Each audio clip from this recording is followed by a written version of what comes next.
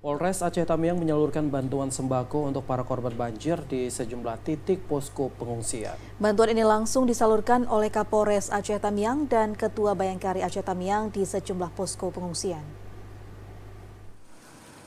Polres Aceh Tamiang salurkan bantuan sembako untuk para korban banjir di beberapa titik posko pengungsian. Bantuan ini langsung disalurkan ke Polres Aceh Tamiang dan Ketua Bayangkari Aceh Tamiang di posko pengungsi Kampung Balai dan Kampung Marlempang, Kecamatan Bendahara, serta Kampung Kota Lintang, Kecamatan Kota Kuala Simpang. Kapolres Aceh Tamiang AKBP Muhammad Yanis melalui rilis yang diterima TVRI Aceh menyebutkan, adapun bantuan yang disalurkan yakni mie instan, beras, telur, dan air mineral.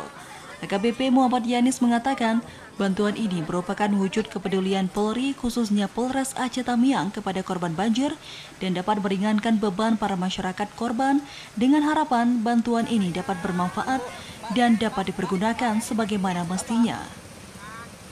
Di sisi lain, AKBP Muhammad Yanis berdoa agar banjir yang melanda pemukiman penduduk ini cepat surut sehingga masyarakat kembali dapat beraktivitas.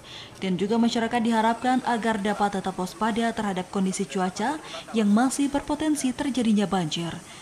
Dari Aceh Tamiang, Abdul Rozak, TVRI Aceh melaporkan.